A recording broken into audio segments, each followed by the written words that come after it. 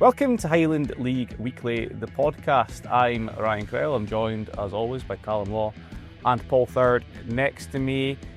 We are here to discuss all of the action in the Breedon Highland League and our Davidson Bankery Highland League Cup at the weekend. This is taken from our main Highland League Weekly show over on the P&J website. This week we've got highlights of Nairn County against Rothes for those who want to watch the main show. Just reminding you to be a subscriber to our site to do that, but you can subscribe at the moment via our sports pack and that will get you full access to everything Highland League and Highland League Weekly. But yes, let's start our discussion with that highlights game. Nairn County against Rothes.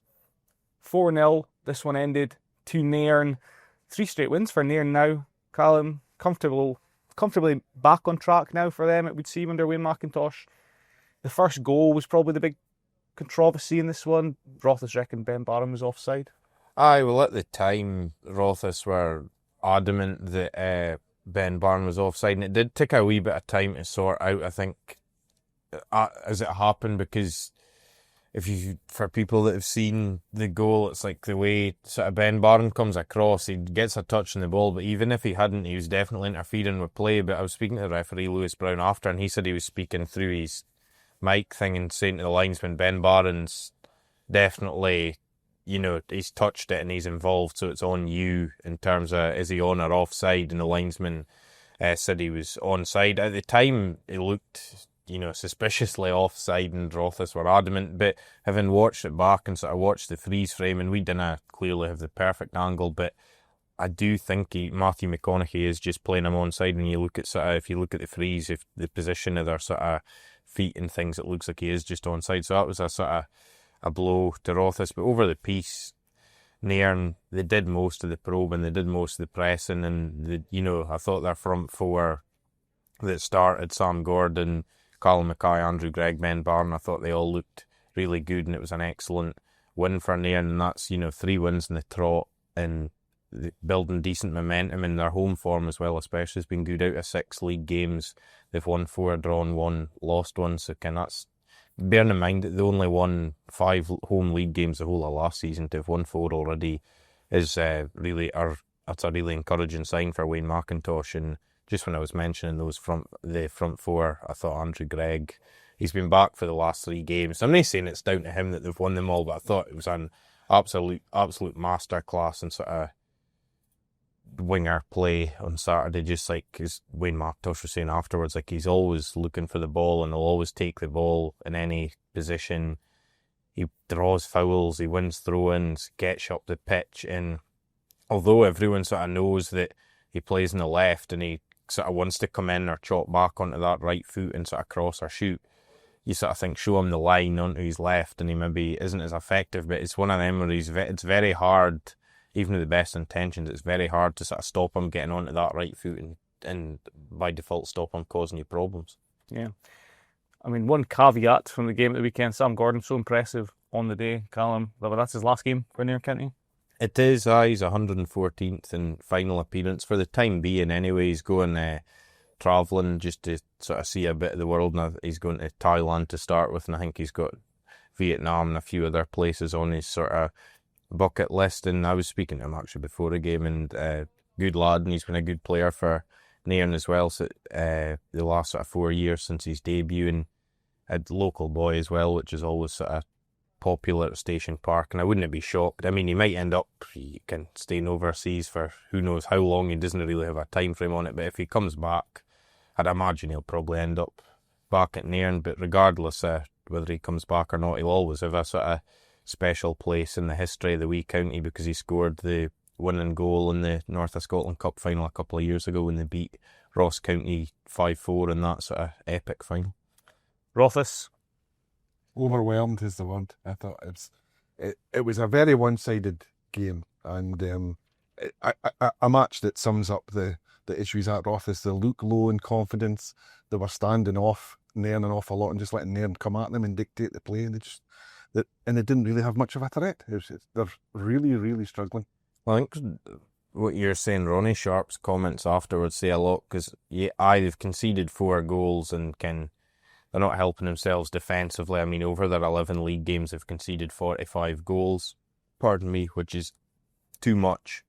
But as Ronnie Sharp said, they didn't offer a lot going forward against Nairn, which is concerning in another way, because you look at the two previous games, they drew 3-3 with Wick and they were 2-0 up against Devonvale, ended up losing 5-2. But although they haven't won either of those games, they've caused problems going forward. But and that's kind of the forward areas has been their sort of the most promising part of their team so far this season. But even that was sort of lacking on Saturday. Saturday was two chances. There's the one the goalkeeper saves, and there's the rebound comes out and it's knocked wide, and then another effort from Jake Thompson inside net, and that's it. Okay.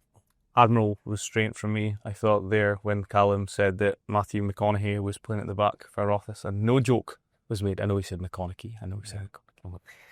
Anyway, all right. Let's move on to the other games from the weekend across both the league and the Highland League Cup. We'll rattle through the league games first of all. Start with Formartine United 3, Buckie Thistle 1.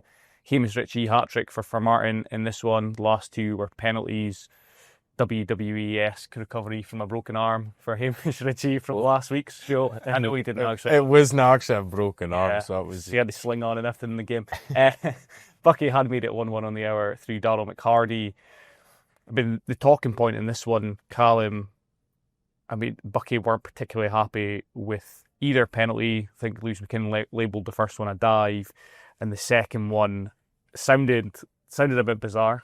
Well, as you say, but I haven't seen either of them yet. Hopefully by the time you're watching or listening to this, you might be able to see them, or I might have seen them, but as I sit here now, I haven't seen them yet. And certainly Lewis McKinnon sort of accused Mark Lawrence of diving for the first penalty, and then the second one, it sounds like Theo Simpson sort of come out and punched the ball and then caught Hamish Ritchie with his follow-through, which I cannot...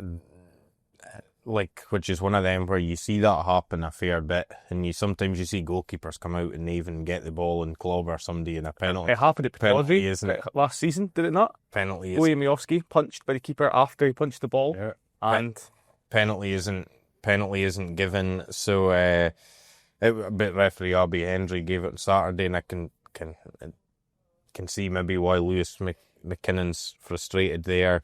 And it just sort of feels for Buckie a wee bit just now that every little thing's going against them, because I don't actually think they're playing that badly. Like we saw the highlights of the Clark game last Wednesday and they played well and got beat, but that's like, ultimately I think, however it's coming about, it's too easy for teams to score against them at the moment. Like the 6 defeats in the last 7 league games, and they haven't kept any clean sheets in that last 7 league games, so I think that's kind of the root of their problems at the moment. But at the same time, for Formartine, if you get the penalties and whether they're debatable or not, you've still got to put them away. Hamish Ritchie's done that, scored a hat-trick. He's player of his quality, he's always liable to be a difference maker in games like that, and so it proved on Saturday. And you look at their start, although they got beaten Wednesday night, 24 points out of 33, just 3 points behind Brora at the top of the league, although they've played a game more. But I think overall it's been a very good start for Formartine, both in the league and obviously been in the Evening Express Aberdeenshire Cup as well. So the signs continue to be,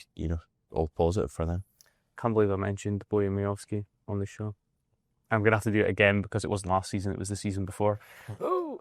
Anyway, Clattenacudden 1, Devonvale 1.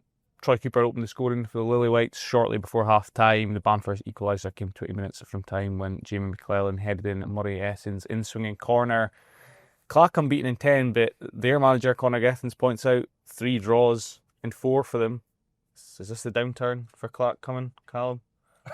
That's enough on them. That's a bit. I didn't really think that. Wouldn't really say that, but I just think Connor's sort of feeling with it is like Saturday, especially, felt like when they were a goal up, they had opportunities to go and get that second goal, which, although Vale's sort of been the specialist, it's come in for 2 goals down, but I think he'd felt if they'd got that second goal, it would have put them in a very strong position to go on and win the game. But clearly at 1-0, you're never safe, and it's just that fine margin's a wee bit and needing to be clinical, and it's maybe the reverse a wee bit for Wednesday, where they didn't have many chances, but they were ruthless in front of goal. That maybe wasn't quite the case on Saturday, but at the same time, Devon Vale had chances as well. Mark Ridgers had a really good save for Keane Matheson. Gary Wood had one and cleared off a line and things, so the Vale were always in that game, and I think overall it's a good point for both of them. Clark 5th in the table with 22 points, Vale 6th in the league with 18 points. They both had good starts, and you just look lastly in the Vale as well. That's the 5th time in 11 league games they've come from behind to either win or get a point. So they're one of these sides now where you'd never, whatever the score is, you can never rule them out.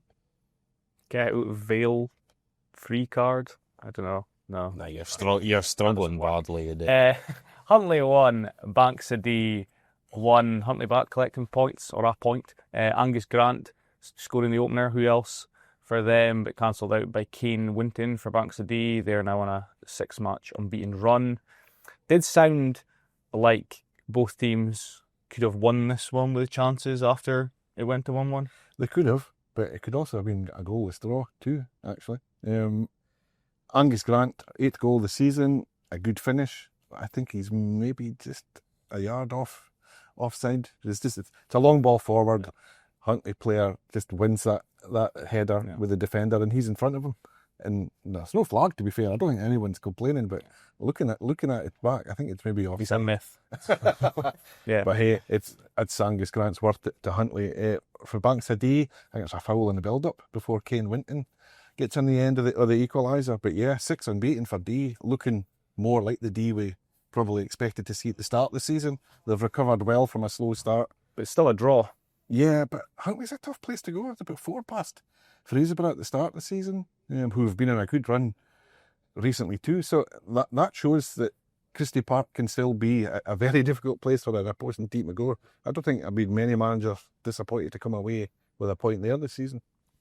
Keith 0, Fraserburgh 2. Scott Barber and Logan Watt scored in the space of a couple of first half minutes to stun the hosts. Keith sounded like a bit of fight in the second half. 2 Dons loanees, Zach Toe and Jack Searle were mentioned, but it's a bit of a struggle right now, isn't it? I think Craig Ewan, for the Keith perspective, described it as a Jekyll and Hyde performance, and that he felt first half they were too passive and sort of let Fraserburgh dominate as they can do if you maybe give them that time. But second half they were a lot more competitive, and I think it was more even. I think probably for the Keith point of view, the key moments with 20 minutes to go when Jack Searle hits the crossbar, if that goes in, a 2-1 with 20 minutes to go, probably gives you that lift, and maybe just puts Fraserburgh under a wee bit of pressure, but wasn't to be for the Maroons. But for Fraserburgh, they're in a really good vein of form now. That's 5 league wins in the trot out of their last 7, 6 wins and a draw, and within that 7 games they've only conceded, I think it's 4 goals, so that'll be pleasing. Mark Cowie and James Duthie, I'm sure, and I know with Saturday as well they've been quite pleased, just because there was a sort of few of your sort of established Broch regulars missing, like Brian Hay, Willie West, Kieran Simpson, Greg Buchan, Ross Aitken, these sort of players. So to still, go away from home and win in the manner they did, very pleasing for them. And after sort of not the Brora game aside, their first 3 or 4 games, I know they weren't really happy at all. They've really picked up well after that, and they've got good momentum now. Okay. One more league game to discuss. It was Lossiemouth 0, Inverurie Locos 2. Locos went ahead after 60 minutes when Lloyd Robertson picked out Jay Halliday.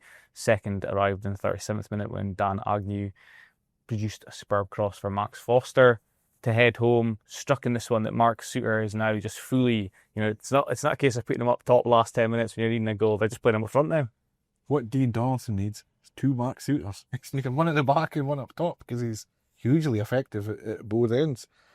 You do wonder why, it's taken to this stage the last couple of years of his career that you've really seen him play in a forward role at times, because he's obviously very good at it. Poor transfer planning? Well, that's a separate argument. Jokes. Yeah, I know. But second win of the season for Locos, it's a good result for them. For Lossie, going back to what Callum's just said about the previous game, placid was the word that came into mind. Passive, I said. Well, either for let's use both. Timid as well, you can add, and Lossie really stood off and just let Locos dominate her. And when that happens, there's only going to be one outcome. Okay, 2 games also in the R. Davidson Bankery Highland League Cup on Saturday. We'll start with the Brora Rangers Strathspey Thistle tie. Brora winning 6-0. Shane Sutherland with a brace. Alex Cooper joining him with 2 goals. Craig McKenzie and Robbie Thompson with the other counters. Robbie Thompson, good start for him. But this felt like more of what we expect from Brora, which is like a lot of attacking players all pitching in, scoring goals. Alex Cooper's got 2 as well. But sort of unlike Strathspey, it felt like quite a sort of a meek performance. What is described? Well, it's funny. I mean, Ryan Essen the 2 words he must not want to hear again for months is Brora and Rangers, because they've played them in midweek and lost 8-0. So it's 14 goals conceded, none scored in back-to-back games against Brora. A tough shift. But then the flip side of that is Brora are flying at the minute. That's them scored 19 goals in a week, none conceded, top of the table, looking very ominous, very strong, sharing the goals. What else can you? There's not much else they can do at this point. They're tanking every team they're playing and looking very comfortable and very strong. Strathspey, they just need to put a really tough couple of days behind them and try and forget about it and move on, because Brora, as we know, won't define Strathspey this season. Can't let it snowball. The thing with Brora as well is it's like you go back a few weeks, they were down to the bare bones a wee bit, but it's like they're getting players back. Like James Wallace was really good on Saturday, and it's like they're just, it's all and winning. It's the manner. And the Robbie Thompson's come in.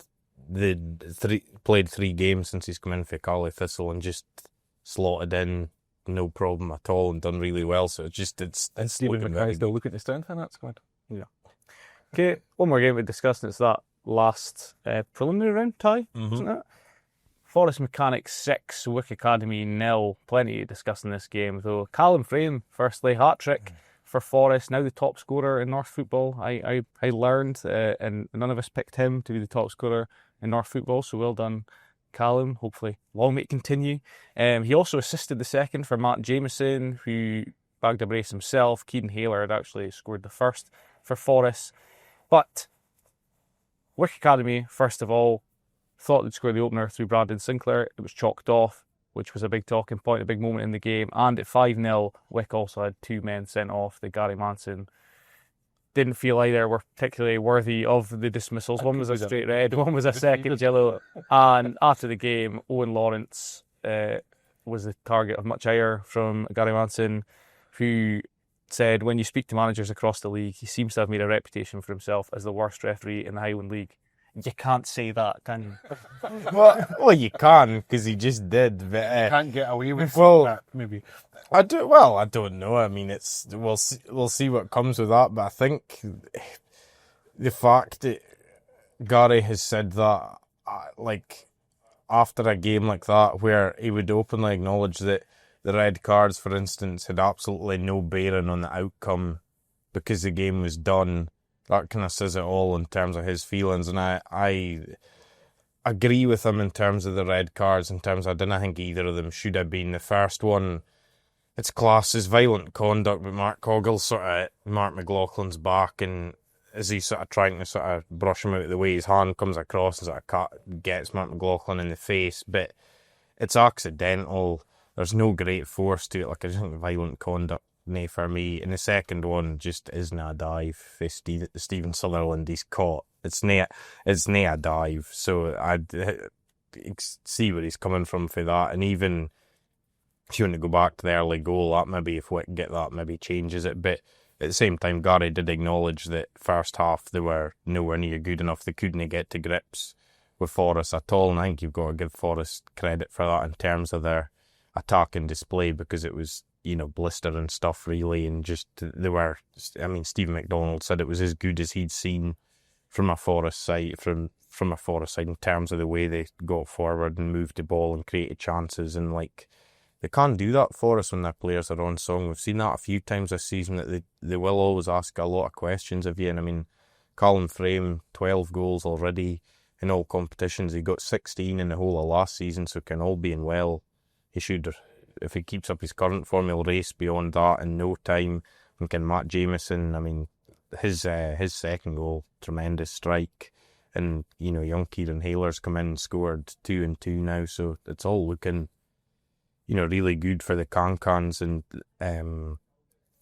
fair play to them, because that's excellent. And I mean, you look at their recent run of games, that's 3 wins and a draw their last 4 in all competitions. They're kind of back on that upward trajectory again. And even although it's a couple of months away, you look at the first round tie now, it's in November, it's Forest v Brora at Mossett Park. That could just be an all out, could be 6 each or anything, who knows. But that already looks like a tasty tie. And I think just lastly in this game, which probably sums up Wick's day, they actually finished with 8 players, because, well, they had no lock injuries either. The 5th goal, as you'll have seen if you're watching this, Callum frames going through, and Harold's running back with him, and his hamstring just pops and he pulls up. Callum frame goes on and scores, and then in the build up to the 6th goal, Brandon Sinclair gets a knock, and they'd used all their subs, so he'd to come off for the final few minutes, so they finished with 8 men, which really, with everything that sort of happened, when your luck's out, your luck's really out. So a day to forget for the Scories, definitely, but a great day for Forest. Okay, well, that's all of the games for the weekend discussed. Let's go back to the league and have a look at the latest standings.